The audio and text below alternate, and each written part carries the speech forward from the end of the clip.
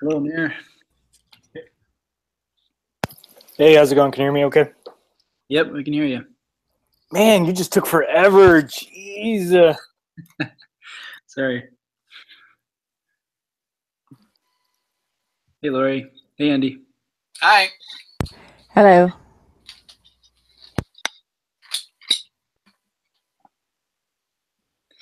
This is Ryan in the background.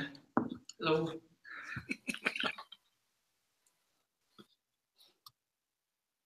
We're back in our alternative location this month.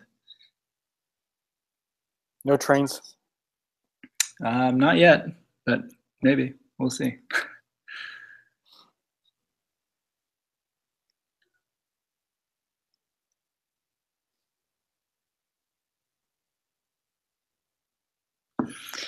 Well, Amir, you want to kick it off? Kick it off?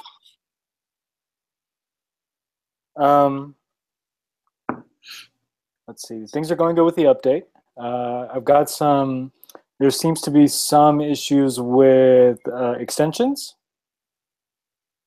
I don't know if it's the initial project template, so that's one thing, and then the tvOS. But all the other regression suites seem to be in pretty good shape. I want to go through the. What happened? I said, "There's the train." There it is. I want to go through the open source repos that are currently in the Jenkins build, and basically just add and remove some based on the survey and whatnot. But outside of that, I have for lack of a better term, a beta build ready. So if you want to try it out and just take a stab at it and geek around with maybe some of the new things on iOS, I can throw that in a Dropbox for y'all so you can try it out. But just be aware that full regression hasn't been run on it. So you'll want to cache your existing version of RubyMotion, or revert that if things go haywire. But that's really it. I've got a demo to show, and I would like feedback on it, but we can do that whenever. What is coming in the new release? iOS 11, Xcode 9 beta support. Android has got is going to have multi-dex support. Do y'all know what that is? So, I'm vaguely familiar with it. So there's a limitation to the Android runtime, or just Android in general. You can only have 26,000 method or 50 something thousand methods in your application. And the moment you reference Google Play, Google API services at all, you hit about like 53,000. So you're like about 1,200 methods short of that limit. So Android and Google added something called multi-dex support, which allows you to basically generate your class output or your build in such a way that you can have more than 54,000 methods. And now RubyMotion will be able to do that too. So that's it. It's frustrating. I'm glad they added. It's ridiculous that we have that kind of limitation, but it's like an Android thing. So that's probably the two more outward-facing things. LLVM 3.9 is a really big deal. So upgrading to LLVM 3.9 was a huge change. That was as far as like the wiring underneath, and that's why I'm being a little bit more careful with the regression this time around. Yeah, but that's really it. Does it bring support for iOS 11? Yes, iOS 11, Watch 4, TV, vNext, at all. Cool. That is correct. Yeah, the animated GIF that was in the that I dropped was an actual iOS 11 simulator. If you notice, like the borders and stuff are different, and like the background is that fancy beach, and I guess that's like an iOS 11 thing. But yes, that is an iOS 11 simulator that a version, SDK version 8.0 can still run, which is pretty spectacular. But obviously my next games will use potentially some of the augmented reality features and whatnot. So they'll have to target iOS 11 and above. Did you have to do anything to support the multi-simulators? That works will come. Right now, the rewiring, we're waiting for the betas to settle down. So they changed the folder location for the simulators, which is good and bad. Bad because they moved our cheese, but good because they might start distributing simulators external to Xcode, which is a big deal because that sets a precedence for distributing the SDKs external to Xcode. And that's not a big deal for y'all because we have to compile against all the SDKs. So I literally have to download every version of Xcode, extract the SDKs from them, and then generate the files. It is not fun. It's 35 gigs worth of manual copy pasta, and it's done. The CI box has it. I never want to do that again. So hopefully, hopefully they'll start extracting that. But yeah, so I want to wait. I want to wait a little bit closer to endgame, and then add that support in there. The challenge there is that the biggest thing is, the question is, will there be one REPL that will execute to each one of the simulators, or will each simulator have its own REPL? And that in itself has that has constraints, right? Does that mean that you get only the capability of targeting the lowest APIs in the simulators, or how does error handling work if an API call fails on one of the simulators because it's iOS 9 versus iOS 11? So there might be some limitations saying that if you run the simulators, they have to be of the specific, whichever specific level. But regardless, it's going to be pretty interesting to see what we'll be able to do with that. Cool. I'm curious to hear more about your regression suite. How does that work? So basically, it's a large suite of RubyMotion applications, like toy applications, that have specs in them, and those specs are run. So in its simplest form, that's really all it is. It's more of a black box test because it might look like, oh, iterate this array 1,000 times, which doesn't sound like anything interesting, but the runtime may have downstream implications about, at one point that was a big deal, that garbage collection didn't work. So at its surface, it doesn't look interesting at all, but it I guess exercise some of the bowels of RubyMotion. But that's really all it is. It's not any kind of complex C-based application or anything. It's just a lot of small RubyMotion apps that do random things. Cool. Focused, very deliberate, seemingly random things. And after that regression suite is run, then it's about looking at the open source projects out there and just for sanity, making sure that their regression suites run against the latest version of RubyMotion. And from there, we got pretty good coverage, right? So you got your regressions that potentially happened.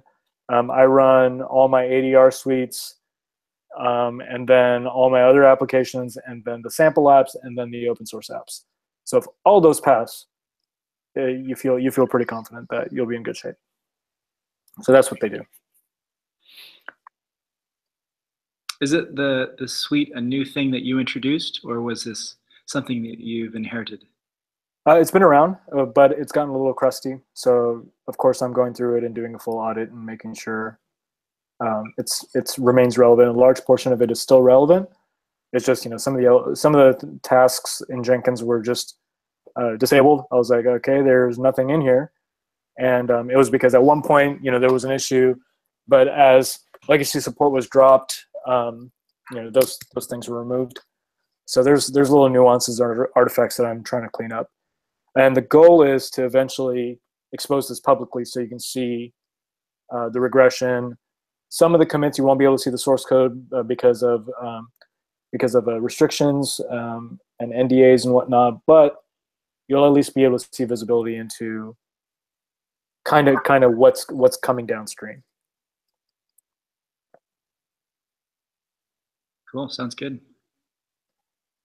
More transparency. Just basically showing that work's being done, things are transparent, things are stable, things are happy, things are business as usual, because they are. And probably be that modus operandum until everyone knows how awesome everything is. I will probably continue to get people come in that will look at things and then see old repositories and ask, is this still going? Is it still active? Is anyone working on this? Or, and you'll have those old questions that hang out there that don't get answered. And so having this is something that any of us, if it comes up, we can point them at it and say, well, here's what Amir's working on, and here's what's outstanding, and he's got stuff in the queue that he needs to do, and so forth like that. And so that's where we are. Yeah, and I brought this up briefly during the AF-Motion pull request. There was an AF-Motion pull request on it, but a large part of my initiative or the future of RubyMotion relies on pushing some of these wrappers and these API wrappers down to the actual open source libraries. So the pie in the sky, or the ideal version, would be AF networking and whatever the Java version of AF networking is, have APIs that are ideally exactly the same from the premise of RubyMotion. So when you reference it, yeah, you're referencing different instances, but they both quack the same way, and then there's no need for a wrapper. That would be ideal. If that doesn't work, then it would be, okay, well, AF networking has the as idiomatic as we can get it, and then there is a AF Motion wrapper for Android, right? But that's the next step. But I really want to try to get away from having wrappers around popular iOS libraries. I'd rather just invest in those iOS libraries and just suck it up, write some Objective-C, run away, and then write RubyMotion. And I think that's so much more sustainable than trying to boil the ocean and play catch up every time there's an update. Thoughts on that? I think one challenge you'll run into is that a lot of these, at least iOS libraries, are moving to Swift, Swift only. Yeah, so that's not going to happen. From the perspective of, if you want your open source library to be successful, you have to support Objective-C. There is just so much Objective-C code out there. From greenfield development, I guess it makes sense, but there's just too much out there. Like, if you look at AF networking, for example, they will never, ever, ever, ever get rid of their Objective-C runtime. And any new features they create, there's going to be someone that's going to add those features back in the Objective-C stuff, because so many people rely on it. And that is just the nature of the situation. So underneath the scenes, you have Xamarin, which uses the Objective-C runtime. You have RubyMotion, which uses the Objective-C runtime. Basically, every third-party bring your own language company uses the Objective-C runtime. And we as a whole will not let that go away. And all the companies that leverage these runtimes will not let that go away. So I understand what you're saying, but it's kind of like if those libraries really want adoption, they're gonna have to expose some kind of Objective-C thing. And the moment those Swift libraries become popular, there will be an issue that comes up. They'll say, add Objective-C support. We really like it, but we can't do Swift. And then contributions will come, and we'll pick them up as they come. Does that make sense? You know, it's kind of weird to say it that way. It's just, it's not going anywhere. Like at least this point, and I would say, well, it's hard to say 5 years from now, but definitely in the immediate future, in the immediate next couple of years, it's unlikely that a Swift-only library will gain massive traction without an Objective-C counterpart. It just won't happen. It makes sense because, you know, language conversions, particularly in a commercial world, you don't convert your language because, you know, Swift is cool. Yeah. Right? Because nobody's going to pay a team of programmers to work for 6 months because they want to do the same thing in Swift. Yep. And so, you know, the commercial drivers for that are very easy to understand. And there's an existing code base out there where, you know, even the people that don't have people on staff, but they have an application written in most likely Objective-C, they bring somebody in, they say, okay, I need this new feature added, right? Because, you know, this is what happens, right? If they have the application, they go out and they find somebody if their guy's not available or whatnot. And, you know, whoever it is that they get comes in and says, well, you know, it'll cost X. Oh, you want me to rewrite the whole thing in Swift? Okay, that's going to be 3 times X, right? Yeah, and there's some nice things inside of I guess the runtimes themselves, the iOS runtimes that let you have Swift files next to Objective-C files. Yeah. But it has limitations from that same perspective, is that your interoperability with your Objective-C APIs have to have Objective-C backings, right? So it'll be interesting to see what happens because you have companies that have massive code bases, and you have runtimes, everything from Unity down to us. The biggest companies like Unity and Unreal Tournament or Unreal, down to the really, really small people like the Haskell one-off LLVM thing. We all rely on the Objective-C runtime. And to come around and say, oh yeah, we're going to do a Swift runtime when our specific language is subjectively better than, you know, whatever, which is why we built it, it doesn't make a lot of sense. There's another thing about it, though, that I think is Andrew's point, which is when you're looking at things developing out there, the focus on the new and the cool is always on the new, right? And so the new libraries that are coming out that look like, oh, this would be cool, could I use this? They're almost invariably in Swift now. Right. Right. And it'll be interesting to see as far as what innovative libraries come out. So there will be libraries that do the same thing as the Objective-C library, but with a more idiomatic Swift syntax. That's not relevant because we already have a syntax that's, you know, better than Swift, damn it. So as far as you'll see the rewrites, right? You'll see the EM underscores and, you know, the different variations of Lodash and different abstractions around, you know, persistent storage that are Swift centric, which is necessary if you want to build Swift stuff.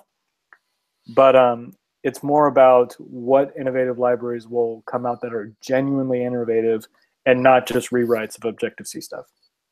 Right. And it remains to be seen. Like I'm keeping an eye out, obviously. And if something interesting comes up, then I will probably be the first person that goes, you need to create an Objective-C version of this. Do you use many pods or? The pod that I mostly use is called SS Accessibility. It's primarily for voiceover use and you know, for people that are, you know, that are blind. So it helps. That's my biggest pod. Outside of that, you know, the regular stuff like AF networking, Masonry I've used on and off. Realm, I've played around with some of the Realm data access stuff. Just different things like that. But I think there's like a GitHub. So GitHub doesn't have like GitHub stars or ratings by GitHub stars. So they do like trending. But there's another website where you can sort by Objective-C libraries and see like what are the top open source libraries out there. And then from my, I guess, general initiative, it would be about, okay, talking to these guys, doing an audit of, or looking at what their APIs look like. Do they look sane for consumption in RubyMotion? If they do, then it's just about, providing some documentation either in their wiki or on the RubyMotion website saying, here's how you use, we prefer AF Motion, use it, or AF networking, use it. Here are some examples. And if there ends up being libraries that look really next step, then I'll start conversations with them, or we'll start if there's interest about updating their APIs to be more sane. Saying like, hey, you've got a really good library, or you've got a lot of people that like this library, but your APIs are very enterprisey, and that needs to be sorely helped. But again, the interesting thing is once let's say the idiomatic stuff has already come to iOS and it's already pretty good, then the question comes is that can we create some kind of parity between the Java variations of that, and that would be really interesting. Yep. Yeah, wrapping something that wraps both some iOS idiomatic thing and comparable piece. If that can happen, then providing a wrapper layer that allows you to move towards the right once, deploy both places makes sense. Yeah, but, and from that perspective, it's about supporting those ecosystems that already exist and not trying to create a new one. Yeah. Because the challenge again comes is that you're boiling an ocean, and so it's much better for those that have the capacity to write Objective-C in Java, or at least contribute to the conversation, saying like, here's the APIs that I would like to see. Seeing that get implemented and follow through with that will benefit everyone across the board, right? Andrew, have you been looking at specific CocoaPods, or Lori, have you? Like, what is your sense on whether it's pods or what's the other one? I'm sorry, it's left my head right at the moment. Gradles or Gradle. Yeah, Gradle.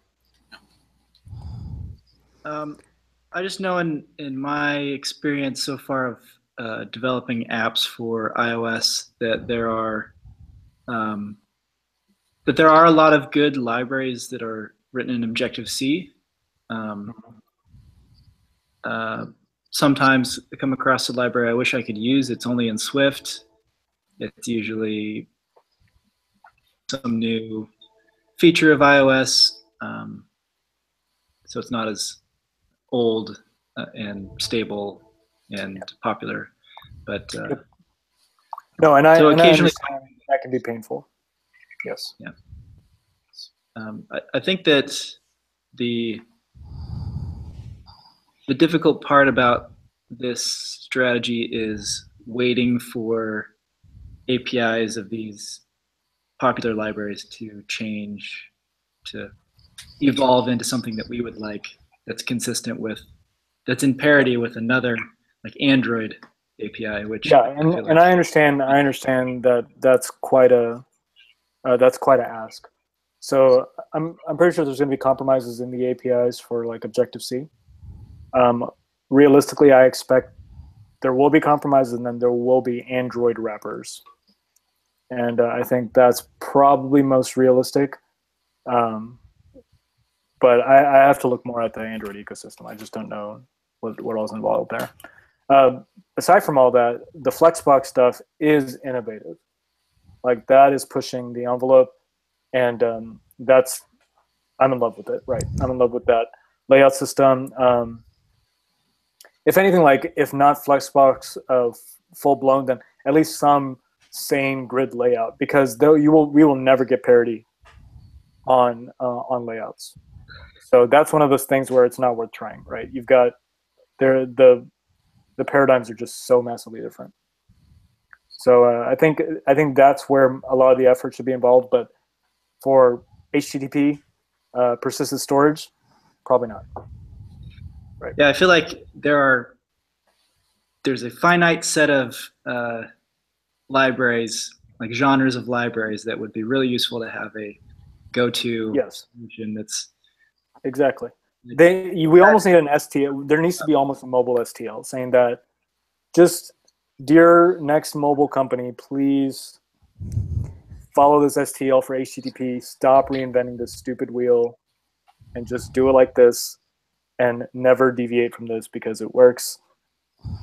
But getting that kind of teamwork takes work, right? It's not as fun as doing the greenfield wrapper app and then deploying the Ruby gem. So that's what I get to do.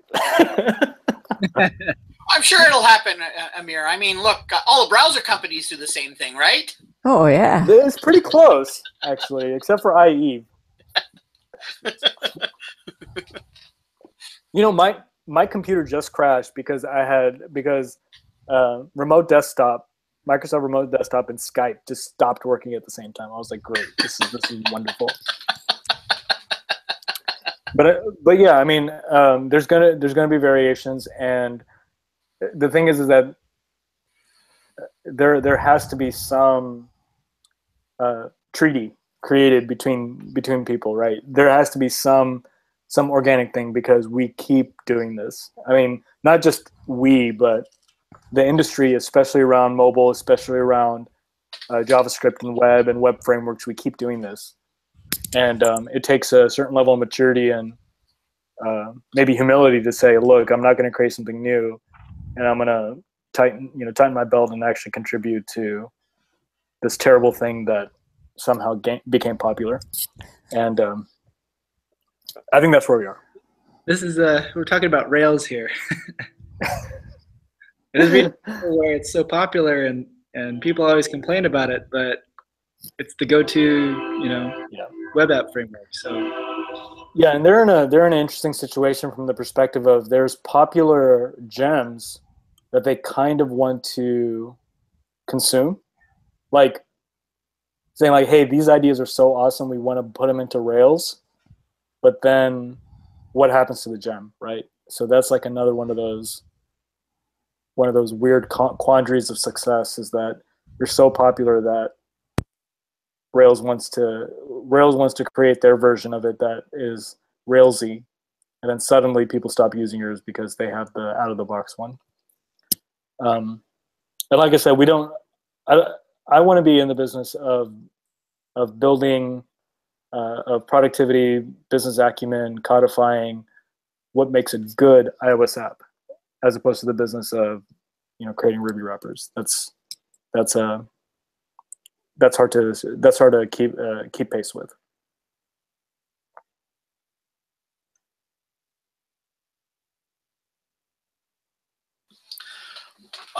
Understood. I mean, it sounds like a reasonable place to go, and the problem with wrapping other frameworks as well is that you then have a double dependency. Is Yep. that you require that framework's maintainers, that pod or whatever, to Right. update their stuff for the new version, if they have a Yep. problem, so that you can then do your update. So then, right, when people are, and that presents a dependency list that makes it even less and less attractive, right? I mean, if you're certain that something Yep. is going to be up to date when the new version comes out, Hmm. then you're okay. But I mean, as you're hearing, there was these people coming around going, hey, it doesn't work with the new version of Xcode.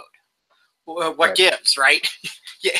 Yeah. We're not a large community, and you were hearing the voices after like 2 or 3 weeks, right? I mean, we were all starting to get, okay, what's going on here, right? What's going on Yeah, here? and like I said, I couldn't say anything. I was like, oh my gosh, like if I could say something, I would.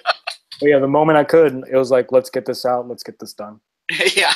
So it was just really bad timing, and like I said, and that's why I'm, just for the sake of being more vocal, but that's why I'm more vocal now. You're seeing progress, saying like, look, this is where we are.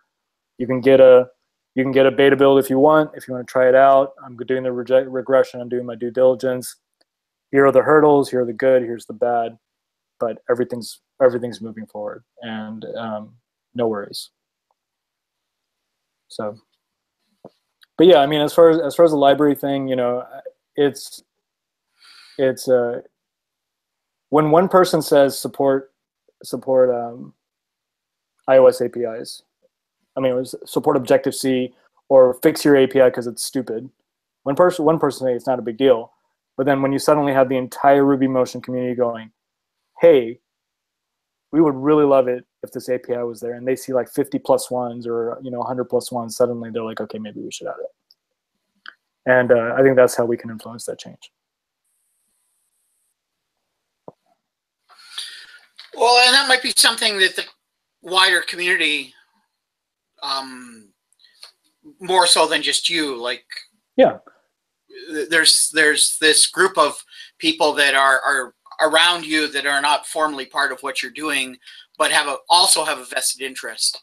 There are Rails developers that write Objective-C, right? And they would love to see sane APIs come to their platforms. So you know, it benefits a wider group, and I think that's the weight we need.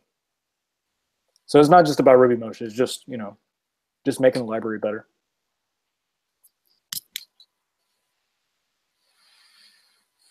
Yeah, there is a lot of people out there that are looking to see how they can use Ruby in the, at least in the iOS world, and right. At one case, right? I don't know of the other, because there was another Ruby that ran for Android, Rubato, I think. Yeah. And I work with I don't know if that's still around or what's going on with it. It's got some commits, but the thing is that it's not native. So so you have that second interpretation layer that's just not fast enough. So you're at the you're basically running the JRuby. You're running JRuby on top of. Okay. Yeah, and Android is just their runtime isn't fast enough, basically, which sucks. So another interesting thing is that with Kotlin coming out, they're from that perspective, Kotlin and Swift, both of them want more sane APIs than Objective-C. So I think the push for nicer APIs, even if they're not idiomatic Ruby, they still will be nicer, right? So even worst case, we're going to see an improvement of Objective-C APIs just from the fact of people saying, hey, we want a better API. Please give us one. Or here's a commit for a better API. Right. I was going to ask if you, on the topic of Kotlin, that's pronounced? Yeah, Kotlin. I heard something about Kotlin native, which caught my attention. It sounded like it was. Yeah, I think Google's putting some effort behind Kotlin, which is good. Which is good. So they're probably going to do NDK support and LLVM, and try to push from that perspective and see what they can, because Java's getting crusty, right? They want something to come in and kind of be the Swift for Java. So I think Kotlin's going to probably end up being that for them. But it sounded like there was something called Kotlin native that I don't know much about it, so I was curious if you knew about it. I haven't heard of Kotlin native, but I would imagine Kotlin will be native on Android, especially if Google is going to put some effort behind it. So it might be a hosted language right now, but they'll probably put some effort behind it to make it native. Yep.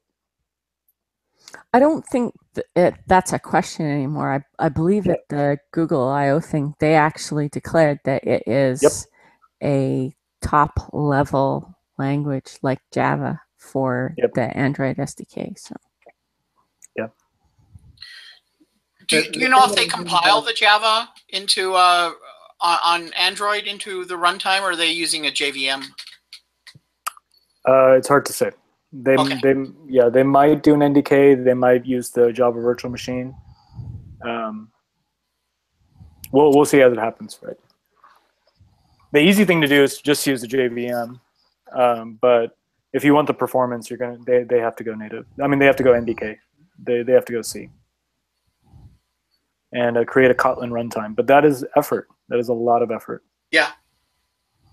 It's yeah. I mean, with the JVM, you get the garbage collection for the JVM, but when you start creating your runtime, holy crap, right? That's not trivial.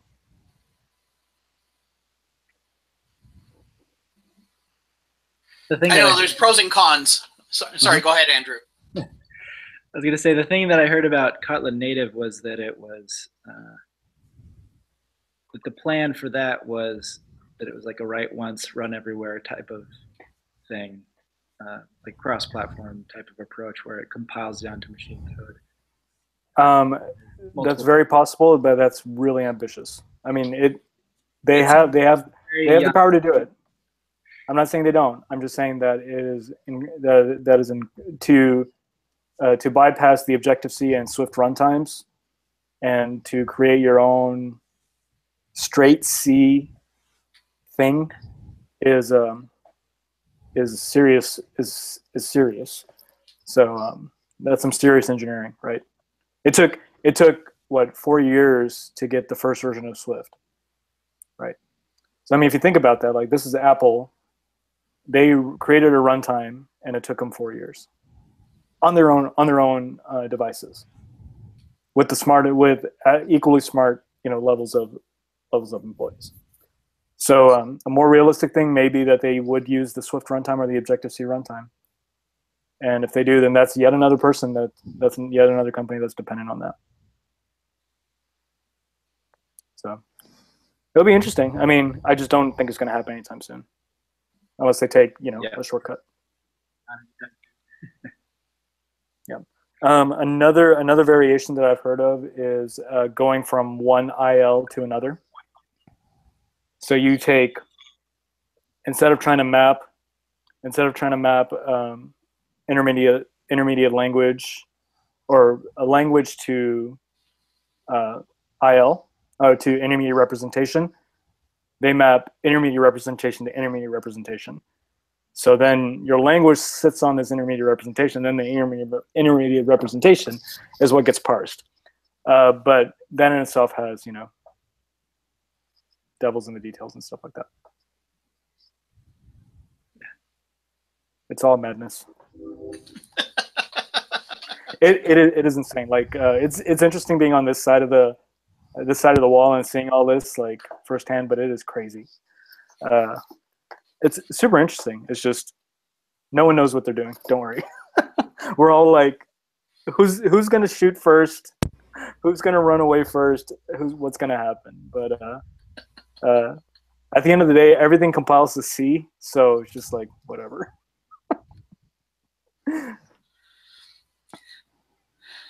Yeah, well, between Android and iOS, which are both, Unix under the hood, right? You have this very different way of doing things and stuff like this, which has led to this. I mean, we should be thankful that Windows Mobile never took off.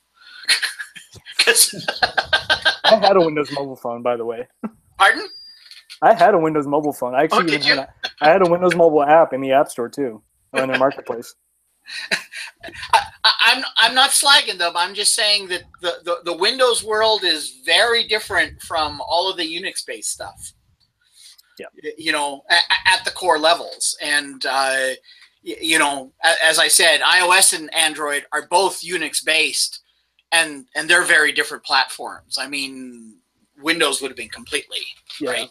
So the other interesting thing is that it goes even lower than that, being that I would say this is even true for Windows, that most of the hardware, the small hardware, the embedded hardware that we see, it's almost guaranteed that most of it is written in portable C. So at the lowest level, if you're cross-platform targets portable C, then you can deploy everywhere, right? And that's kind of what Coco's 2DX does. That's why you can do cross-platform game development, because way, way, way, way down, they're taking regular C++ and making it into portable C. So that's how they get away with it. But it'll be interesting. It'll be interesting to see what happens from that perspective. There will be change, and you just have to change, and that's a constant, and it is what it is.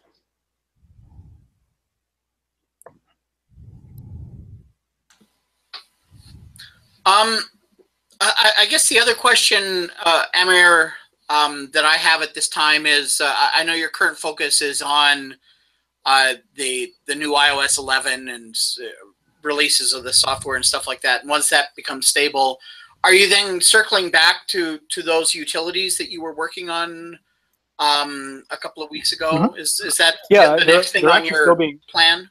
They're actually still being updated, and I can kind of show you something else I'm working on. If we want to, if there's nothing else to show and tell, I guess. Well, was there anything planned? We had planned that Andy would give us an update on what he learned from doing some CloudKit stuff. Yeah, okay. Yeah. Let's let Amir go forward, because the CloudKit stuff that I have some stuff, and I'll show you what I did with it, where I got to. It's not finished yet, but I've made some further steps. But let's go with Amir. Yeah, I'd like to see what Amir shows. So and then my plan was just to fill up the rest of the time with a demo of TurboLinks. Oh, that'll be really cool. Actually, that's actually in line with what I'm doing. Oh, cool. So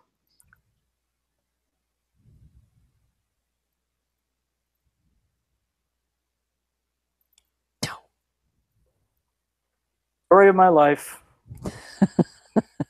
You increase your terminal font size a little bit? I guess. Just for you. Just for you.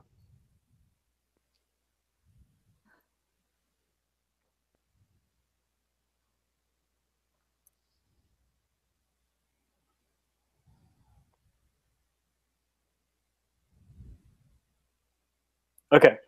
So this is interesting, because what you're seeing on the right side is, so what you're seeing on the left side is actually just a wrapped website, right? And this is the actual URL that it's hitting. Fudo US users sign in. And like if I hit the login button, you see this come up, right? I'll hit it again, login. So what I've done is I've basically set up a reverse proxy between the UI web view and the internets. And what this allows you to do is basically see all incoming and outgoing requests that are hitting that web view.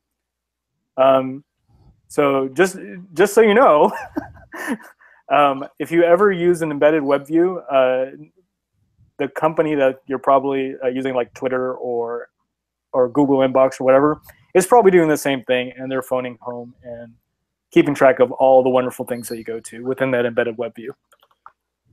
So everyone kind of understand what they're seeing, at least right there? Yeah. Okay.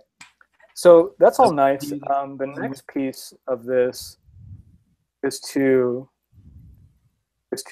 actually intercept one of these things that occur. So if I look at,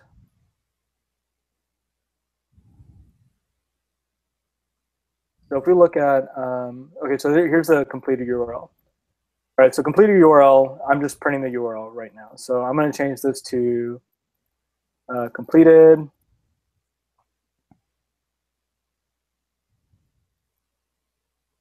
All right, just so we can see what that looks like.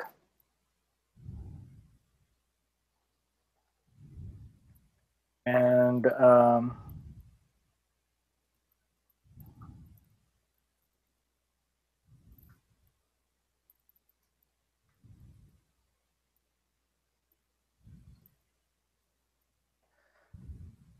Let this run.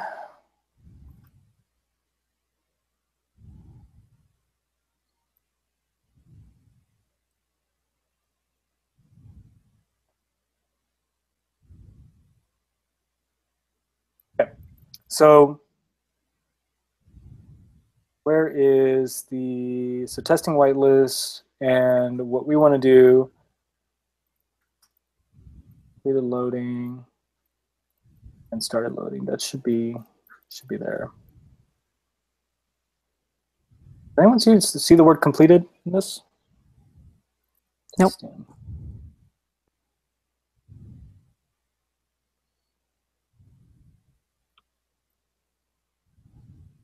Yes. Okay. So I want to add the whitelist is here. Okay. So inside of basically I've registered the reverse proxy right here, and if we go and take a look at it,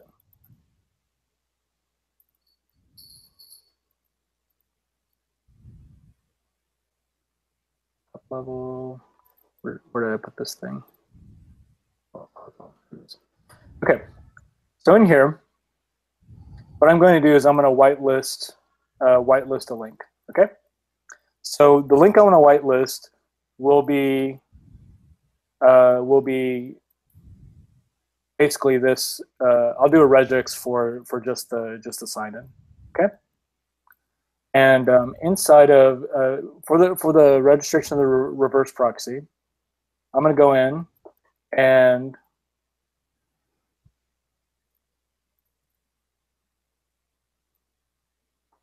whitelist. I want to whitelist. Let's see, what was it? Sign in. Sign G.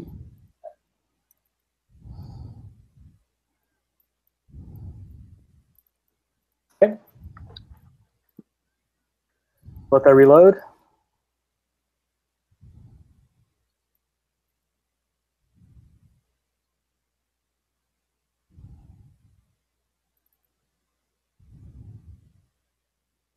All right, so do you see where it says started? So you can see that this entry has been whitelisted, and then here's the completed. Right?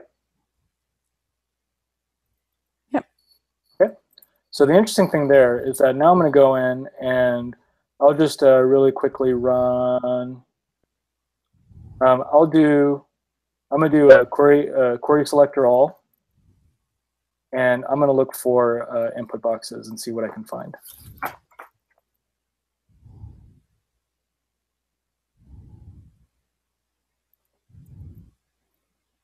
Okay, you're creeping me out now. What happened? I said, you're creeping me out now. I'm what imagining what you're about to do. All right, so here's myself, right? So I'm going to do self.query selector all. We lost your screen share. Oh, okay. That's why it was creeping you out. No, that wasn't it. It was me. Hi, and there you are. There I am. All right. So, okay. So if I do query selector all and I type in input, see what we get back. Okay. So we have, inside of input, we have a user email, right? ID of user email. We have password.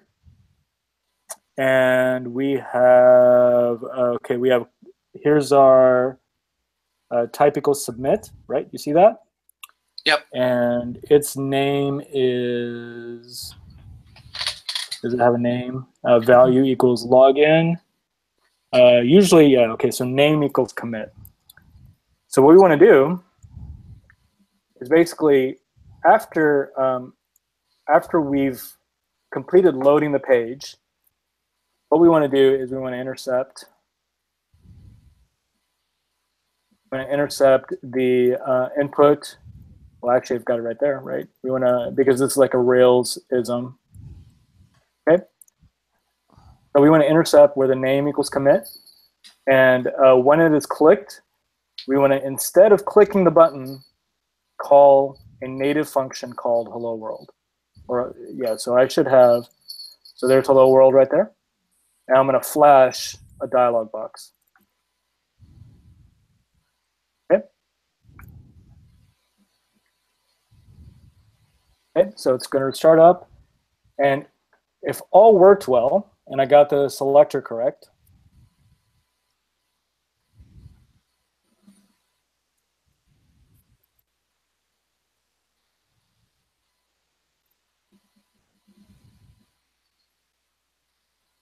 does the website go down? Again.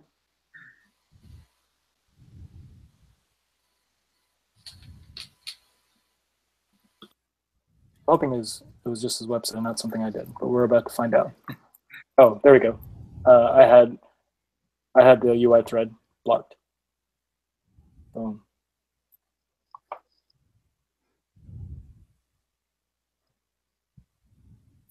And that's a native function that's being invoked. So what I've done, so what I've done is basically said, you have a responsive website. You can wrap it with one line of code. You can whitelist it. You can whitelist the sending and retrieval of any request. And then with that whitelist, intercept that said request and run a native function instead.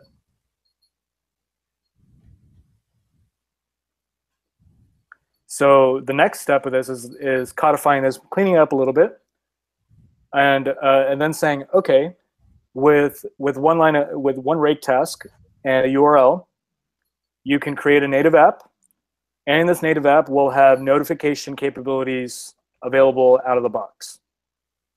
So anyone that has this app installed will have the push notification workflow in place that will basically let you reach a wider audience simply by them installing your app, right? And the premise there is that because they installed your app, you don't need an email address anymore because you have push notification. So now you can just push them stuff, right? As opposed to trying to capture their email.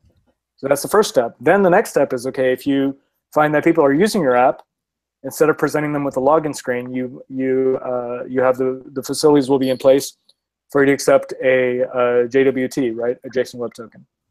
So then authorization is handled for you, or authentication is handled for you. And so you don't have to worry about authentication within the app.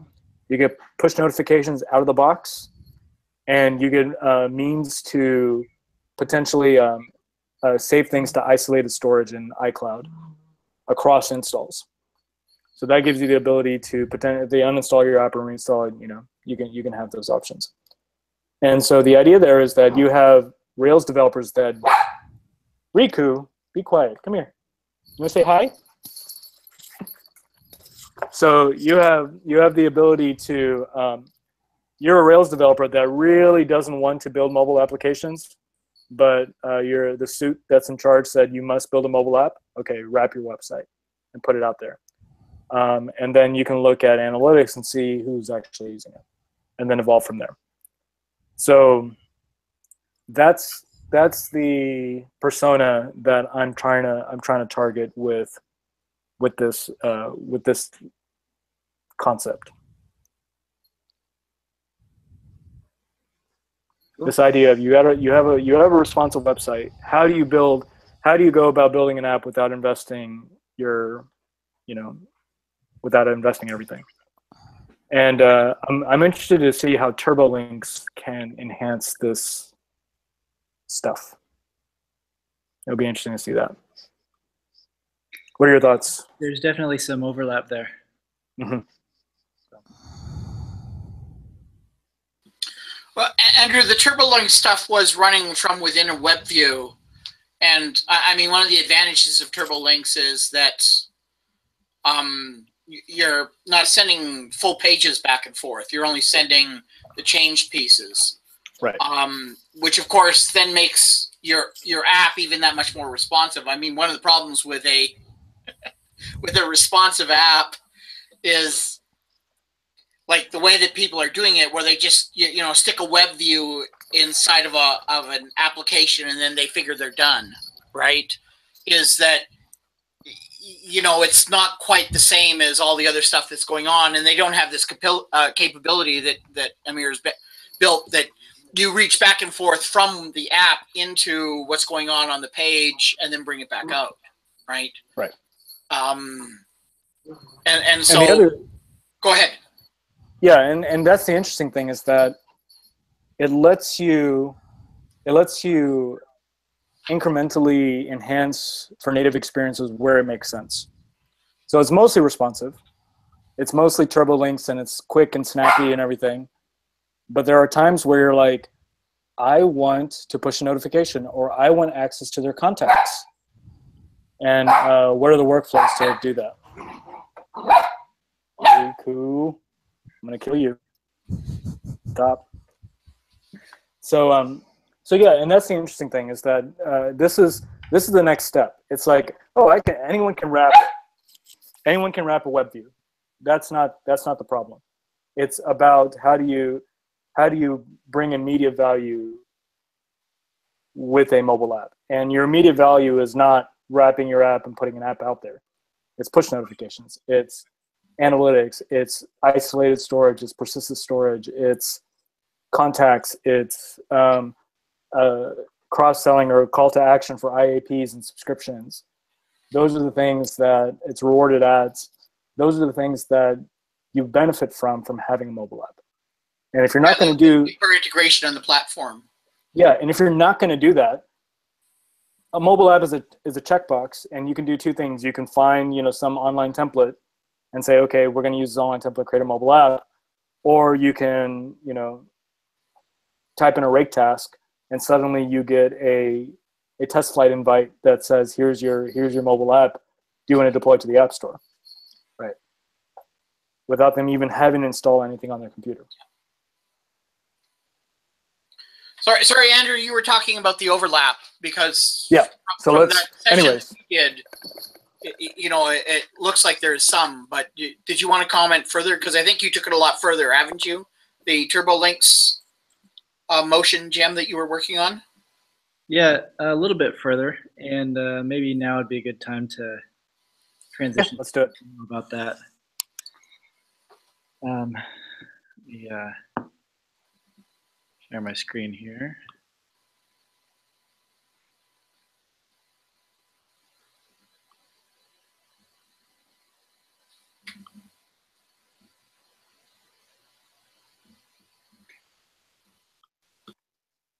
Shrink this down.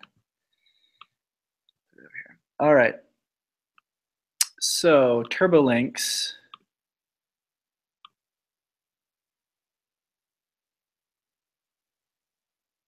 TurboLinks, just to give a little overview of what it is. It's the new version of TurboLinks, because it's sort of been rewritten from the ground up with Rails 5. TurboLinks comes with Rails out of the box. It basically makes, just talking about the Rails side of it right now, the way it works is that it intercepts every every link click, and makes an AJAX request to fetch that content, and then replaces the body of the current page and merges the head tag, so that it's sort of a seamless transition from one page to another, and it's faster, it's snappier. Making the AJAX request to load the next page is faster than actually waiting for the browser to request the page and then do a full re-render of the full page. But there's a few other things that you can do with it, sort of around reusing certain parts so you don't have to reload those every time. And I think that the rewrite is also to make it so that you can use it on the mobile side. So with TurboLinks, there's now an iOS adapter and an Android adapter. And we did some work a while back to, since the iOS adapter is written in Swift, we translated all that Swift code over into RubyMotion code, partially just for the experience of converting the Swift code, but also just to make it so that we could use TurboLinks in RubyMotion. So on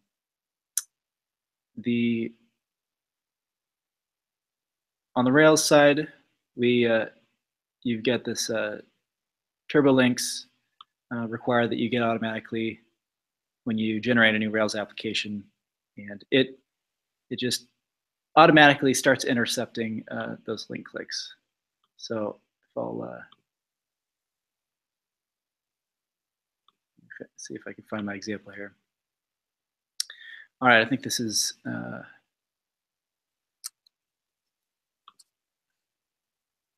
TurboLinks server. Okay, so I've generated a new Rails app.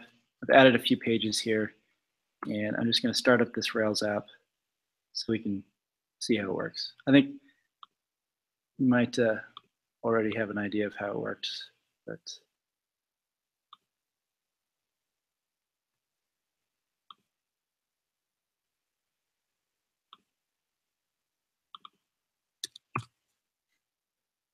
ignore that. Nice. Okay, so we've got this basic page here. If you watch down in the network tab here, when I click on one of these, yeah, ignore this alert for now. But we can see that an XHR request was made to this page, and it returned the entire HTML structure here. But what it did is it just pulled out the body tag and replaced our current body tag. And a page like this, it's so simple. It happens so fast you can't even see the browser re-rendering the page. But it's faster to use JavaScript to render this new body content than it is to actually make the request. And that alert that you're seeing is a new TurboLinks hook. Let's see if I can find it.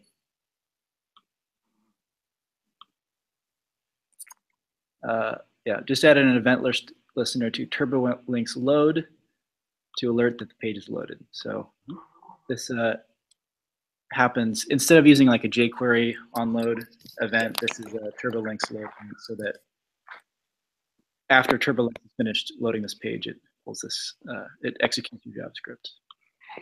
Okay, so we've got our Rails side. Let's say that we built out this application, kind of like the example Amir showed. We've got this responsive Rails app.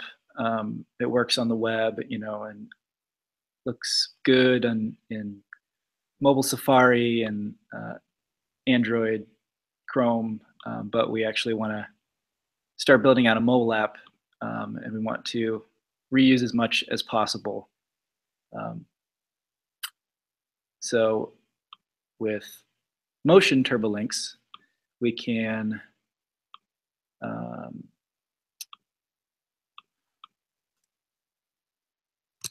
generate a new Motion RubyMotion application.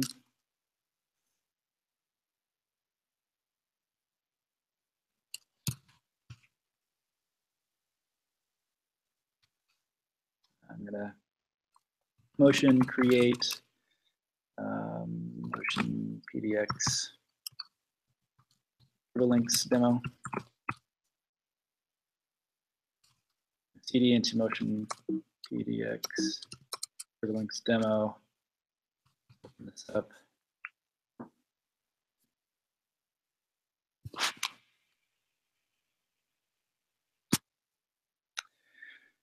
First thing I'm going to do is go into the gem file, and I'm going to add the motion TurboLinks gem, and I'm going to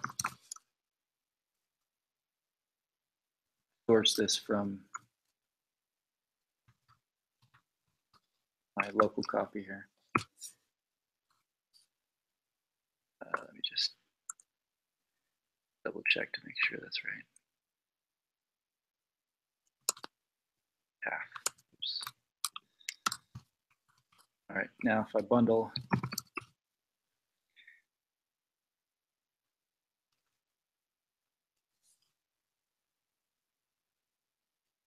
motion turbo links added. Now the first thing that we're going to do is go into our app delegate. We are going to get rid of this example code and just use a navigation controller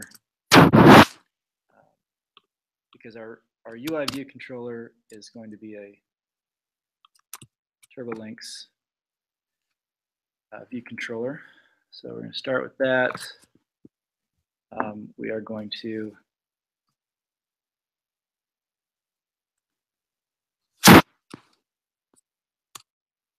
initialize a new TurboLinks session.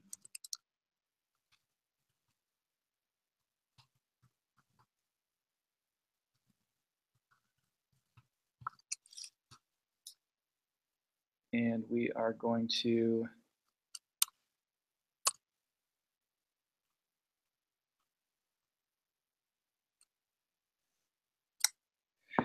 initialize a new TurboLinks session, set our delegate, and visit our starting URL.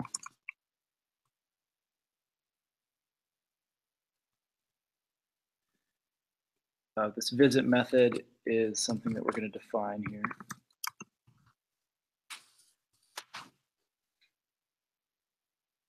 And in this visit method, we are going to initialize we're basically going to set our navigation controller.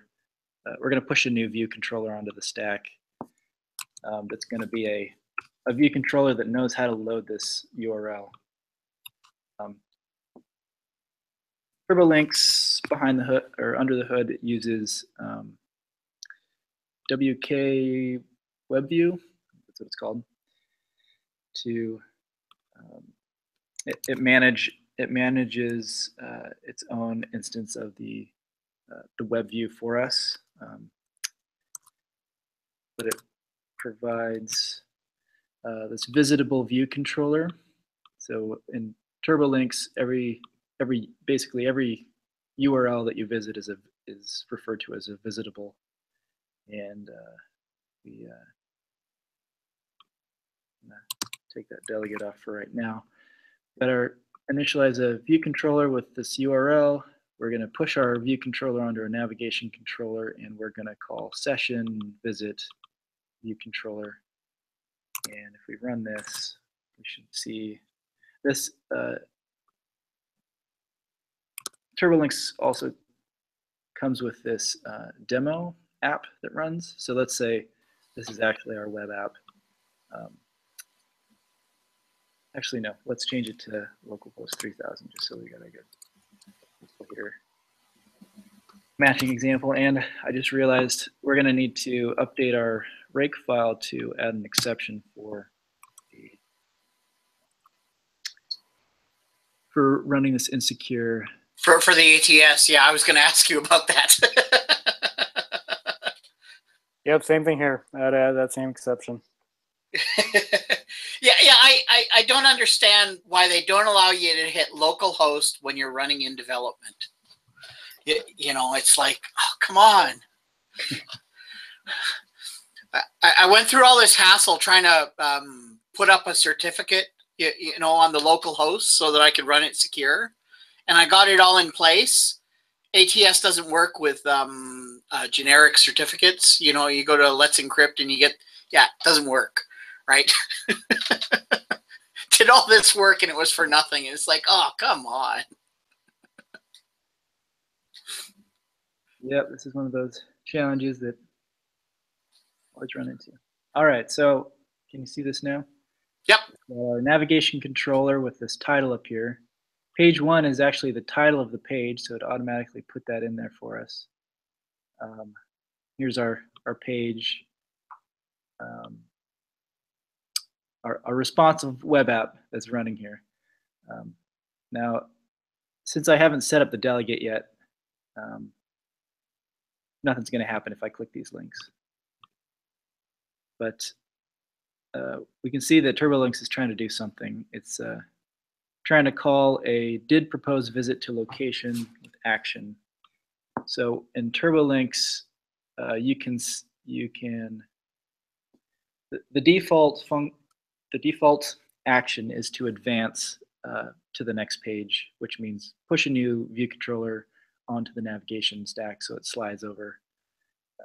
But you can also have a replace action so that if you want to just swap out the current page without that like slide in navigation. So that's the next thing we'll do here. We'll define our delegate, set our app delegate as our delegate, and we'll need to define a method for handling what to do when that URL is requested. And to do that, we're going to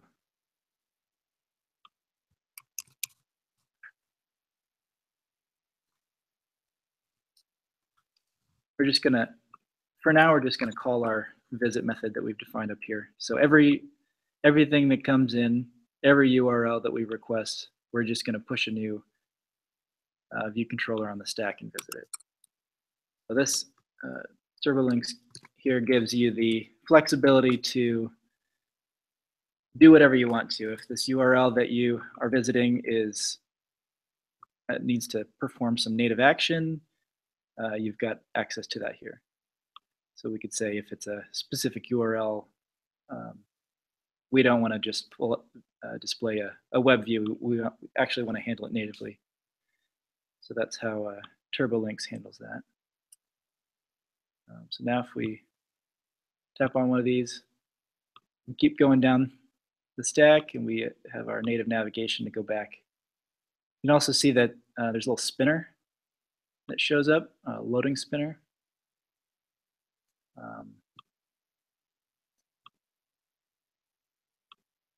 And that's another thing you can override if you want to have a different loading animation or whatever. So do you have all the code implemented now from the Swift version that you were converting from, Andrew? I'd say 90% of it is there. Okay. The other goal of this is to support Android, which we should be able to do out of the box. We should be able to just use the Gradle plugin and just maybe define a little bit of a wrapper just to make it consistent. Which goes back to the discussion we were having earlier. But. Yeah. So like, you know, just my first gut thing would be to say, instead of creating the motion wrapper, create the Objective-C one and contribute that to the main thing, because people are going to benefit from it, right? I mean, it's more about, obviously this is like, oh, we can use RubyMotion, that's awesome, but the other side is sustainability, right? So if we end up, and this is something that I would love to help out with too, but it comes down to if we end up creating the Objective-C version of it, we're now we're in it, right? Like we're part of this this initiative to make better APIs as opposed to just wrapping what's out there. And then it's that additional step of maybe we could potentially tell them, hey, let's do it in Objective-C, and then you interrupt to it from Swift. And for the Swift niceties that you want on top of that, great. But I'll bet you lunch that if they want this to take off, they need the Objective-C version. There's no way that this will take off without it. There's a few other things about this I think that benefit from having a wrapper, and that's just the ease of use and some things that might be more Ruby-like or RubyMotion-like. things like. And there'll be compromises there, and I understand that. I just think that long term might be better. So like the implicit blocks is one of those things, right? Objective-C doesn't have this concept of implicit blocks, so we're going to lose that with any Objective-C wrapper. The original Swift pod was written by the Basecamp guys. Mm-hmm. I don't know if you know that they wrote their first app actually using RubyMotion, and I think that from the looks of it, they must have converted it over to Swift. Yeah, they moved away from it. Yeah. So, you know, they're writing these libraries to support themselves, and of course, they're coming in greenfield. So they figured, well, if we're doing it in Swift, we'll write our supporting libraries in Swift as well. Which totally makes sense. Like and that's. They're going to get a group of people that are also doing greenfield that will also just use the Swift stuff, but they will also have people that are using Rails. Well, one, if they're not using Rails that supports TurboLinks, they're SOL.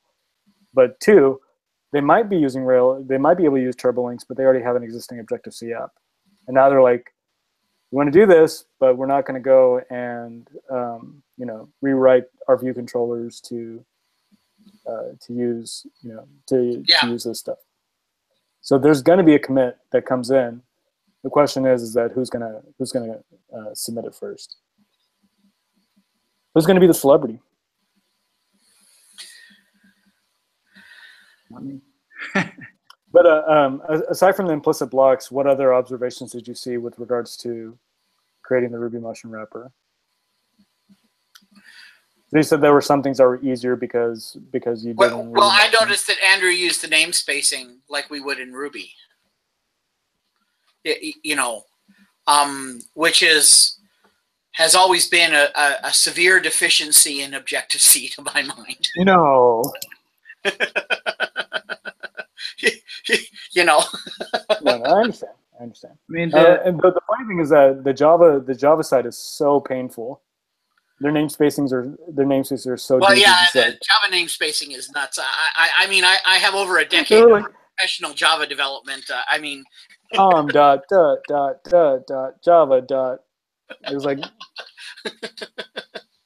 why can't we find a middle ground? Why is this so hard? Well, especially when you start the entire thing out with your reverse DNS of, So yeah, and then your source is like this nested URL. I was happy that GitHub finally like put the thing where it's like you can click this thing instead of.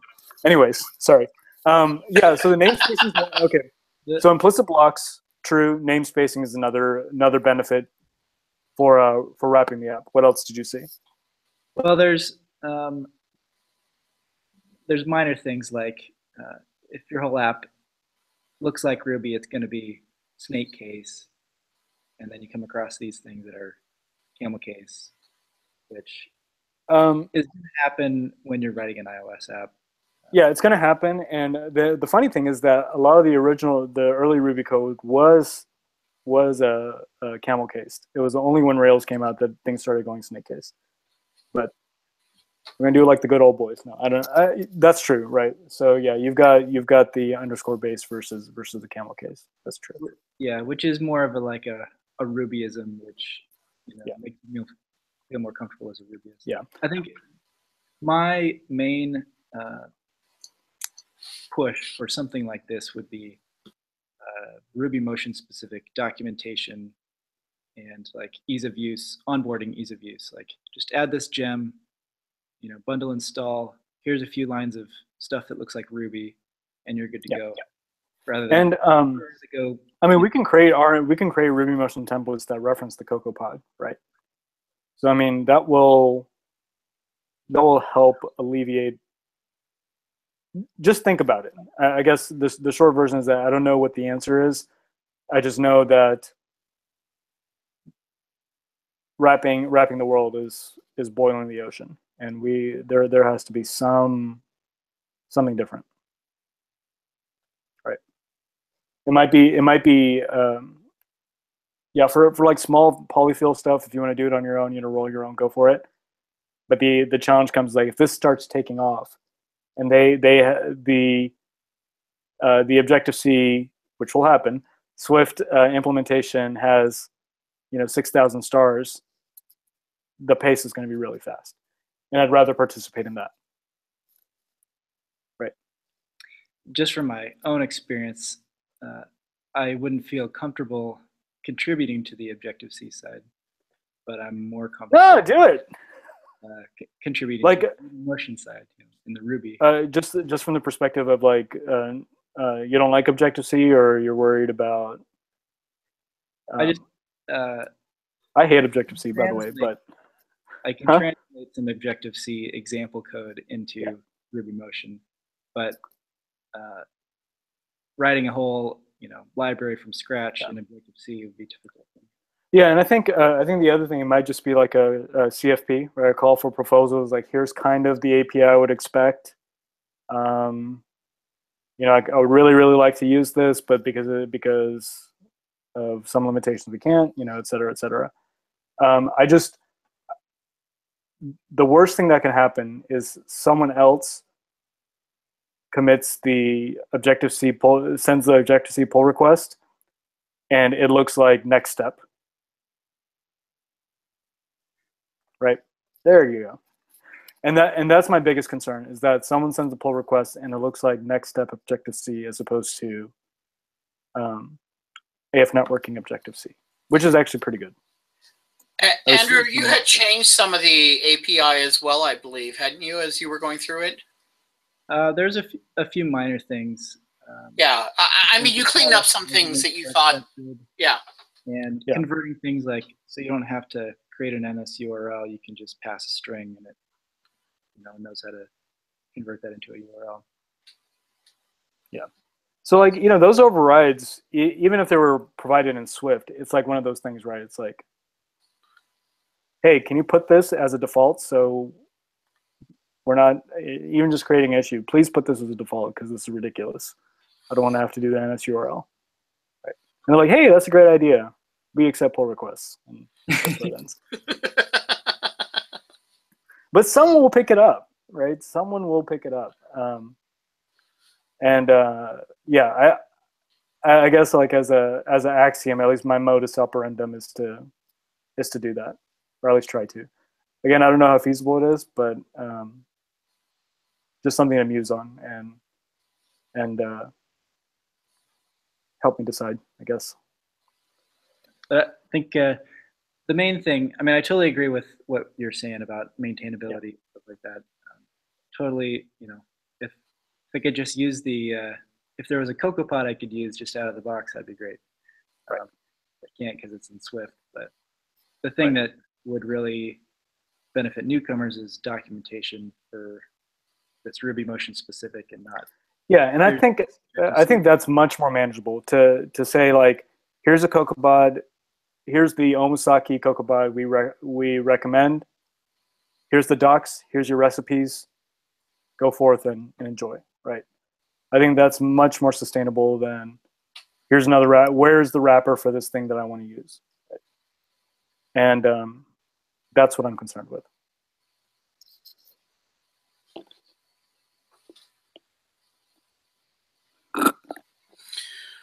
Yeah, so moving forward for me, a part of the documentation is to find those good CocoaPods that are like, this is the one, use this one, don't use anything else, right? Then AF networking is a no-brainer, and then from there we can expand. Masonry might be one, but again, I like Flow a lot. But at least if you're doing iOS only, Masonry makes a lot of sense. So that might be another one. We have Sugar. For RubyMotion.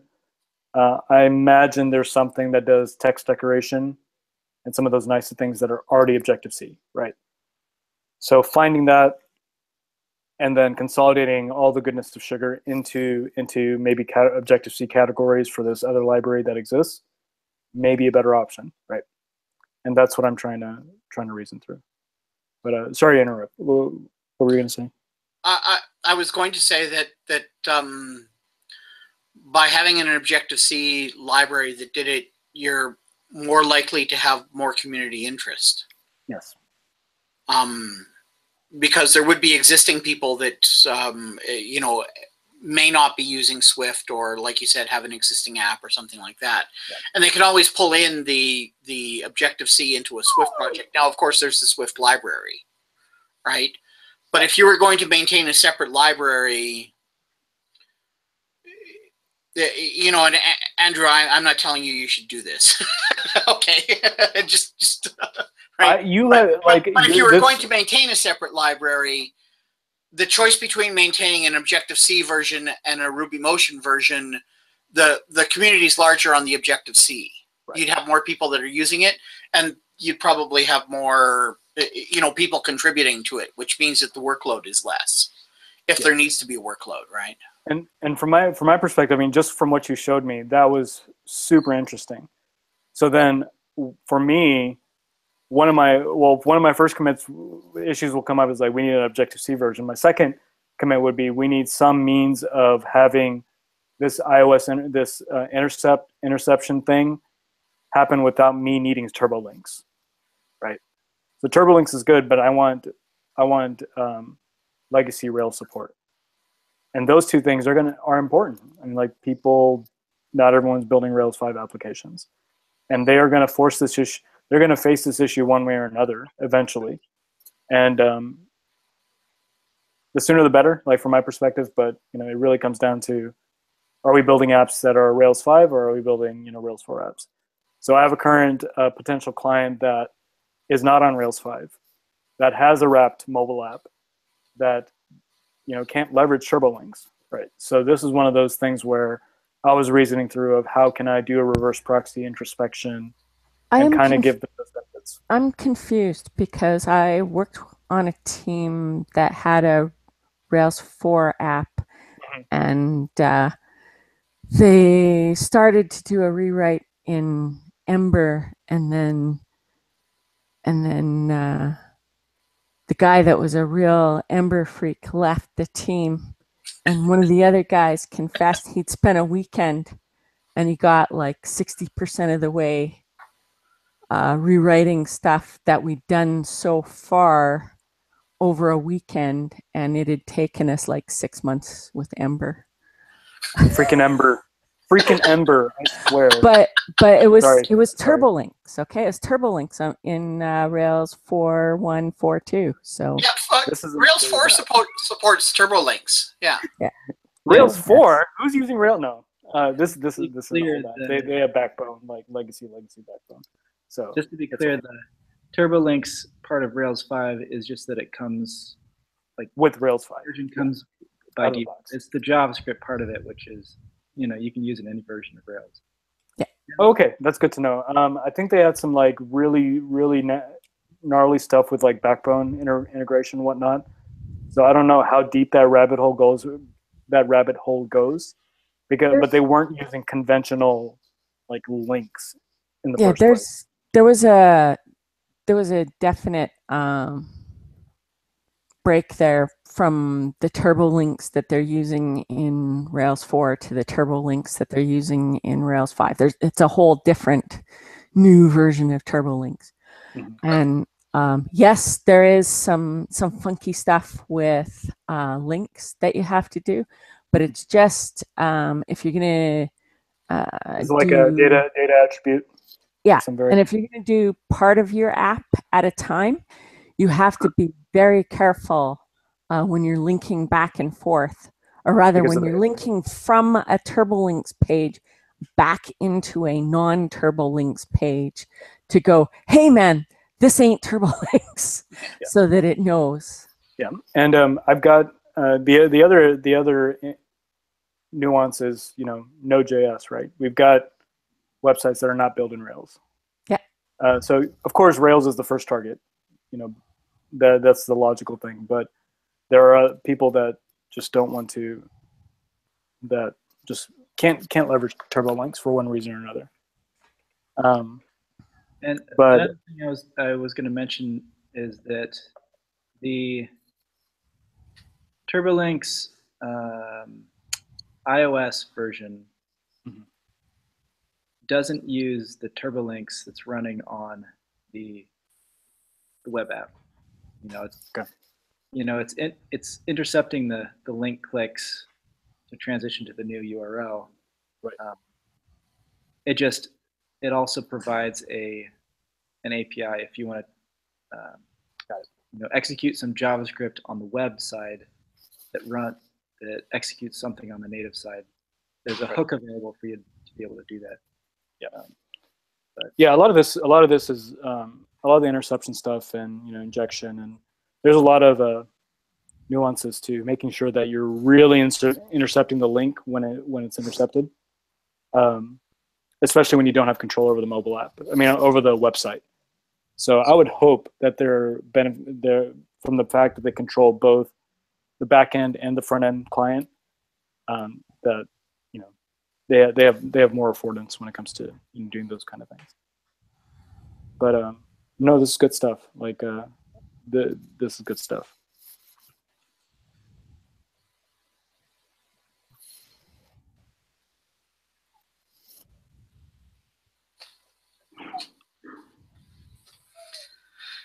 Looks impressive, Andrew. I just came across an issue on TurboLinks iOS that asks if anybody's tried using this in their Objective-C project.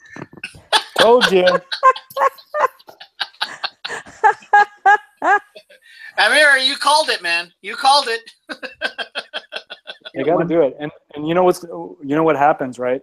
They're gonna have duplication, and then they're gonna find that it's better just to use as much of the interop from the Objective-C side as possible, and then only add the Swift niceties where it's needed. So the heart of the code will be Objective-C, and then polyfill will be Swift, and that's what's going to happen. And the circle of not moving continues. So the good thing is that obviously the Rails guys are going to be more receptive to idiomatic Ruby APIs. So commenting on these things, saying like, yeah, we want an Objective-C API, but we also want a sane Objective-C API, and like the NS string instead of NS URL, usage of their lambdas, not necessarily implicit blocks, but as close to a blocky syntax as possible. All those things will help across the board.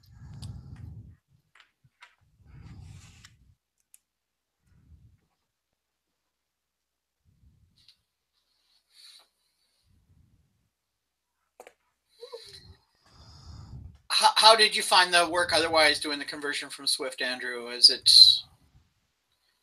Did you find it very difficult? Not too difficult. I think I found some parts of it easier than converting Objective-C code. Oh, really? Yeah, because of the dot syntax, I find that just copy pasta Swift is like, wow, that's pretty close. And you almost get the Ruby syntax from there. Yeah, there are a few cases where I had like a few search and replace shortcuts I was able to use. Yeah, just to convert it quickly. But in some cases, it would have been easier to convert Objective-C code. But definitely the dot syntax helps. Similar, yeah, so it helps a lot of syntactical things that were easy to convert. The things that were difficult to convert were the parts where Swift shortcuts things like certain constants. Yeah, the prefixes and whatnot, or like constructors, and some of the implicit like C methods are weird. Yeah. Yep.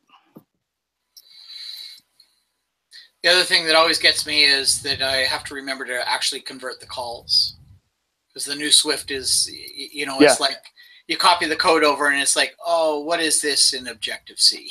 Yeah, it doesn't have the init or init with or some variation of that. Yeah.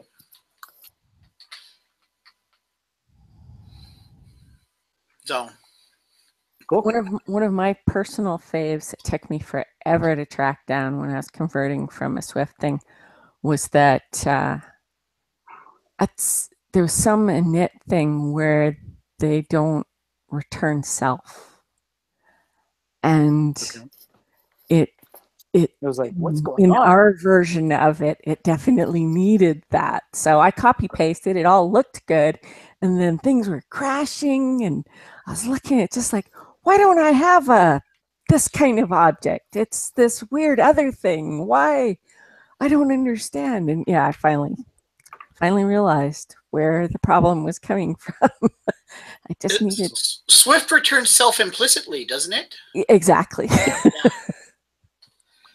Oh, we made this easy for you. We hid it. Does the last line of a Swift function implicitly return that type in general? I think it does. Well, this was in a knit, so yeah. I mean, yeah. Knit aside, I'm wondering just like regular functions. I don't know if it in my head offhand if it does or not. Like if there's you know, I mean, the standard in Ruby is the last result is what it gets returned, and everything is a function. Right. I thought Swift was slightly different in that regard, but you know, it might have changed with the newer versions. I thought I read something when the first version came out about what got returned, because there was a difference between functions and processes, wasn't there? Yeah, I don't know off the top of my head. I have to look. Seemed like just a quick search that Swift does have implicit returns. Okay. Yeah, everything is a function, and it always has an implicit return.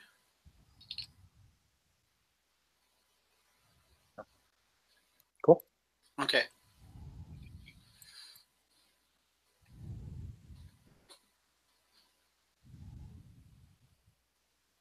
Well, in our last few minutes, you want to give us an update on CloudKit? Sure. I'm working on putting together a series of steps in the GitHub repository that I'm putting together. It's just off mine and it's public. And Andrew, I will send you that URL this evening so that you have it. I'll put it in the Slack. I'll DM it to you in the Slack chat. I hit more problems that took me a while to run through. And eventually, to get them resolved, I had to download the motion provisioning gem, generate the profile, and then go onto the Apple site and update the generated profile, enabling CloudKit. So this is one of those things where, you know, in Xcode, it says, check this box. Okay, you're ready to go. Yeah, it's doing all these things underneath for you. And there's like about 5 or 6 steps that I had to go through. And so I've got some screen captures and some things like that, and I have to document them all to put them down in a list. and Fastlane probably has that, right? Probably has. Yeah. Well, the motion provisioning gem was actually quite good at, you know, I had to do a little bit of research. So there's a command line thing for finding out what's actually in your profile.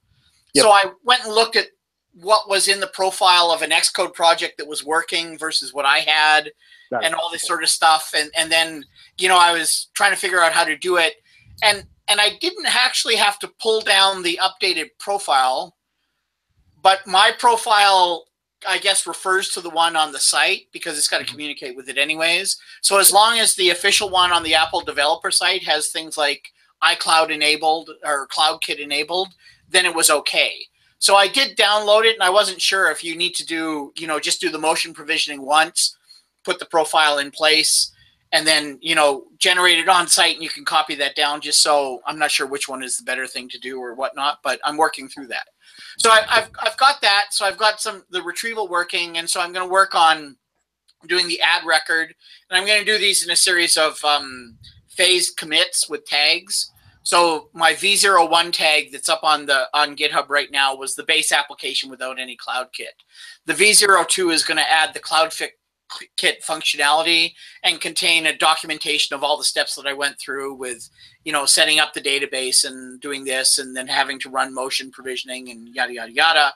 And then V03, I'm going to do what you need to add to do saving a record, adding a record, and then V04, I'm going to do adding in search capabilities. So so people can see adding these and comparing the versions so that we'll have a demo app that kind of walks through the phases for it. So I'm putting together the documentation on the V02, and then I'm going to get it checked in and, tagged and everything like that, and I'll push that up. So that's about where I am. So, it's been a fun journey at times and highly frustrating at others. Working with Apple. Sounds like development in general, actually. Oh yeah.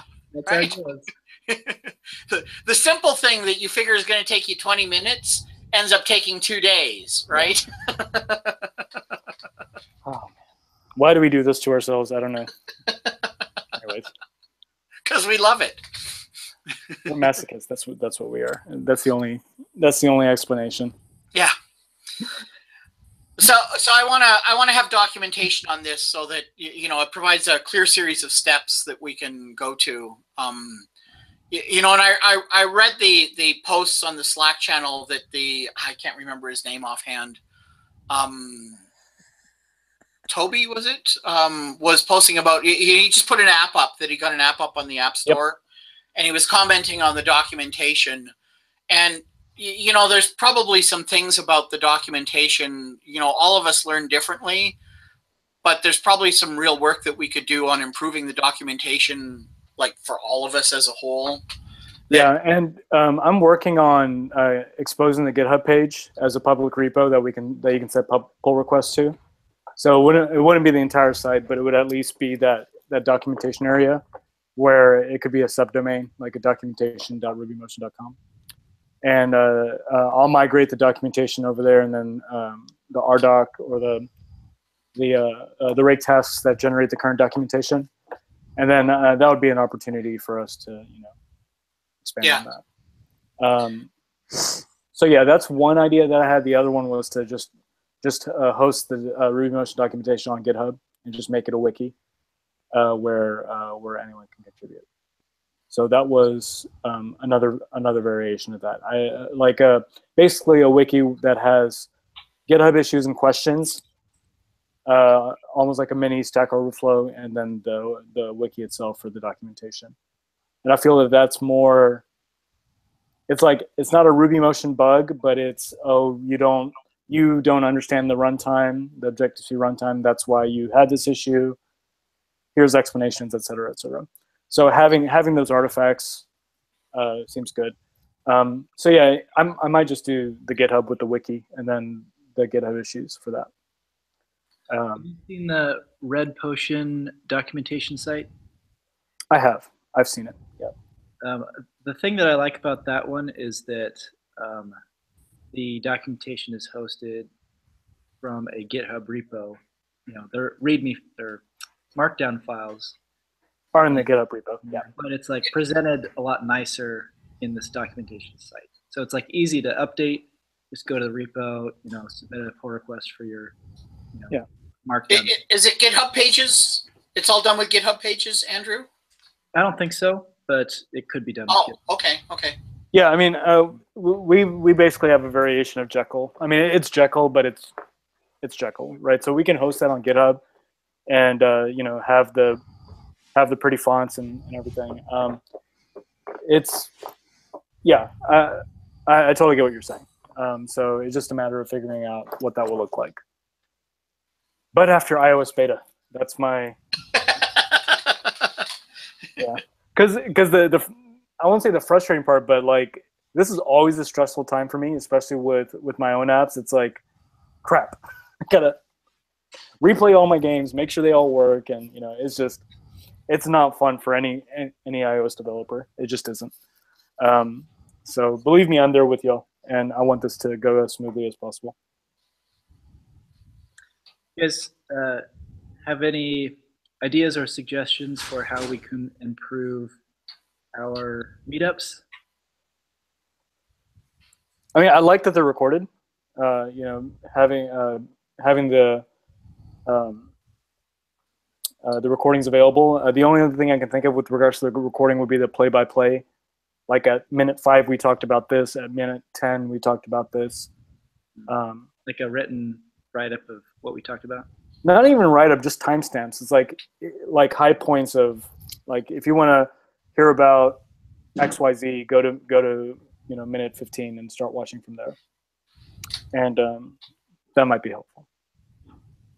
Just kind of a chapters thing. That would Exactly. require somebody probably, well, I suppose you could review the recording and then add those in after the fact. Yeah. But it might be easier to do it while we were going on. Oh yeah, that's a good idea. Yeah, that would have been actually not quite like minutes, but just sort of just a quick note saying like that. Yeah. Cool.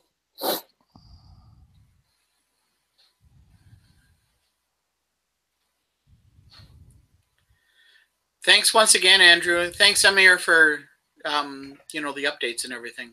Yep. Yeah, Andrew, that stuff was awesome. It's got me excited about Turbo Links and seeing other people contribute the Objective-C code. So how involved in this project do you want to be? Huh? How involved in motion turbo links do you want to be? I want to convert it to Objective-C and put it out there, and then curse myself for converting it to Objective-C.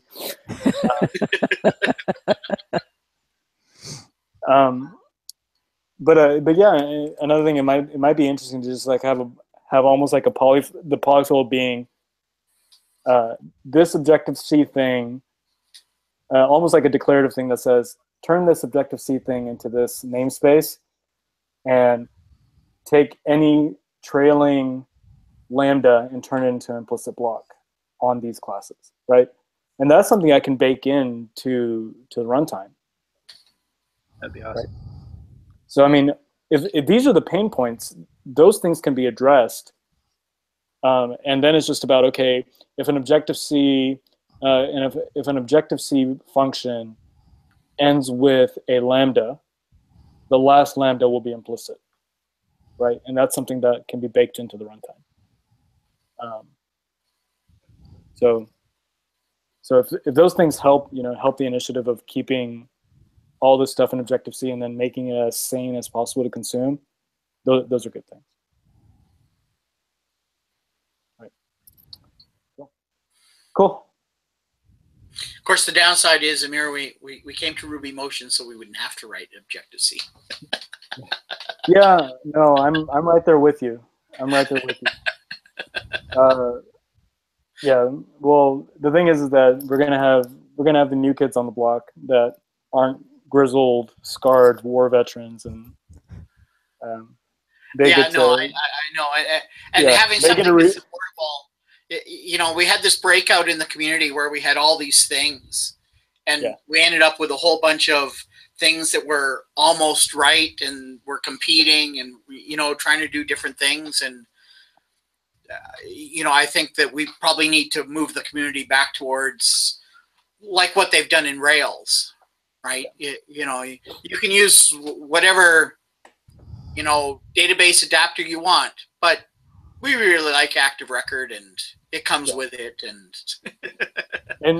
I hate to say this, but like the Rails guys aren't writing Rails; they're writing the C and WebBrick and low-level stuff, right? That everyone else benefits from. Yeah. So they're like, man, I wish I can write Rails code, but I'm not. I'm in the bowels of WebBrick trying to get this thing to perform well. Anyways.